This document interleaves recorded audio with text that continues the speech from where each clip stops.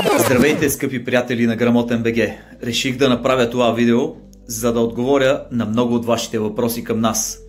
Днес ще разберем с лято или разделно се пишат сложните наречия в български език.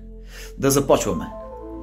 Общото правило гласи, че сложни наречия, образувани от предлог и наречие или предлог и съществително, се пишат с лято. За част от тези сложни наречия няма колебание дали се пишат с лято, тъй като се възприемат като една дума с обособено значение.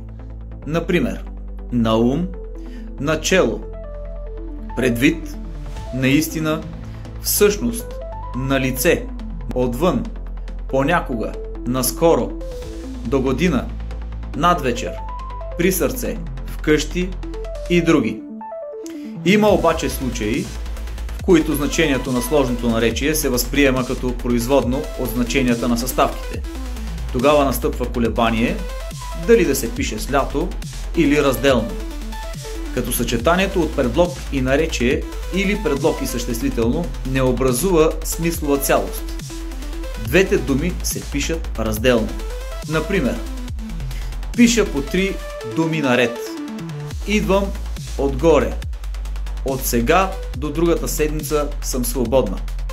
Разделно се пишат съчетанията в изрази като от време на време, от край до край, отгоре до долу.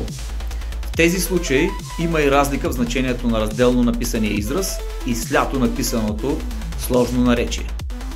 Пиша по 3 думи наред. Прегръщам всички наред. Всички един по един в определен ред. От време на време. Пристигам на време. Точно в оговореното време или правилното време. Идвам отгоре, от върха. Слагам книгата отгоре, най-горната част на нещо. Сградата ще е готова до година, най-много до 2. Сградата ще е готова до година, през следващата година. Същият е случаят и с думата за това, съставена от предлог и показателно местоимение. Изписва се с лято в ролята на съюз.